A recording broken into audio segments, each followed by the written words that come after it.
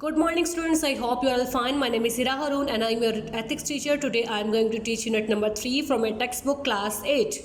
खुदा की अज़मत। जिस तरह इंसान और मज़हब का गहरा ताल्लुक़ रहा है, इसी तरह खुदा की हस्ती का शौर भी हमेशा से इंसान की फितरत का हिस्सा रहा है।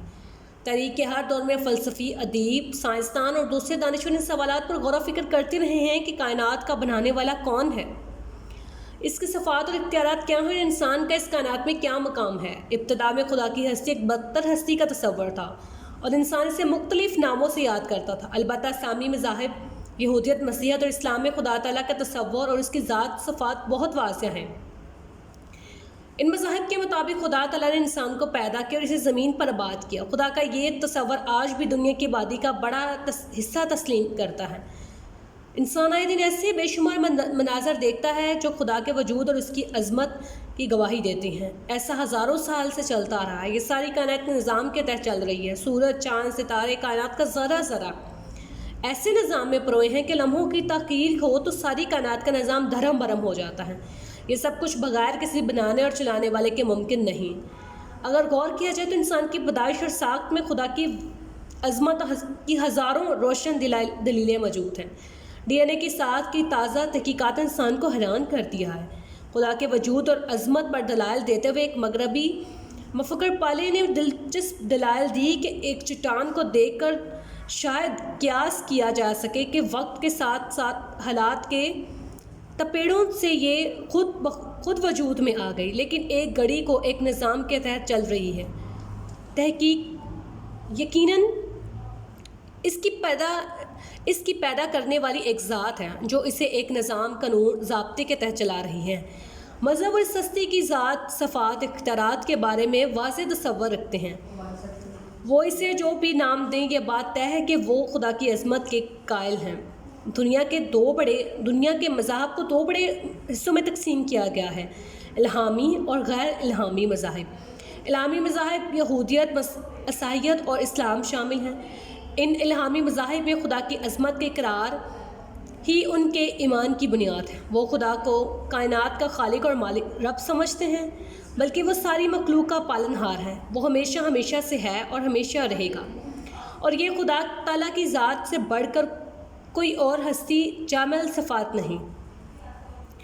सामी मज़ाहब की इल्हामी किताबों में खुदाए बुज़ुर्ग व बतर के खालिक और रब होने के बारे में वजाहत से बताया गया है। इल्हामी मज़ाहिब की तालीमात का बुनियादी नुक्ता खुदा की वहदानियत यानी तौहीद रहा है। इस्लाम की रूह से अल्लाह ताला ने हज़रत आदम अलैहिस्सलाम से हज़रत मोहम्मद अलैहिस्सलाम तक इंसानी हदायत के लिए तसलसल से पैगम्बर और रसूल भेजे। इस दौर में लोगों ने हर नबी और रसूल से खुदा की ज़ात और इसकी सफ़ात के बारे में सवाल किया, और हर नबी और रसूल ने खुदा की अज़मत, फजीलत और इस ज़ात की सफ़ात खोल खोल कर बयान की। गैर सामी मज़ाहिब में हिंदू मत में खुदा परमात्मा का तस्वर मौजूद है। हिंदू राम और कृष्ण को ही खुदा का अवतार समझते हैं।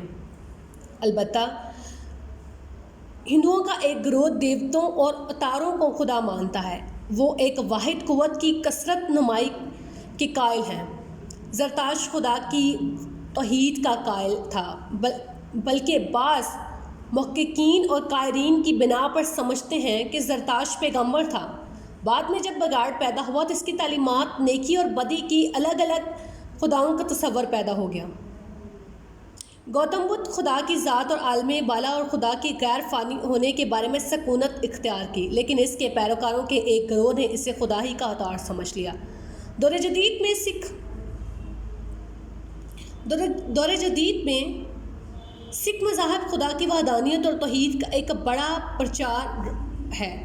बाबा गुरु नानक देवजी ने खालिस तौहीद पर जोर दिया है। मुख्तसरन कहा जा सकता है कि खुदा ताला की ज़ात की अज़मत का इकरार इंसान की तख्लीक से अब तक तसलसल से किया जा रहा है और हमेशा तक होता रहेगा।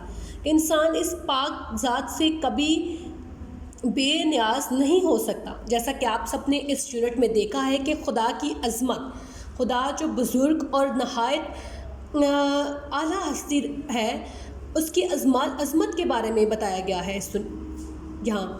اور اس چیپٹر میں ہمیں دیکھنے کو ملتا ہے کہ اس دنیا میں رہتے ہوئے دو بڑے مذاہب کو دو بڑے حصوں میں تقسیم کیا گیا ہے، الہامی اور غیر الہامی.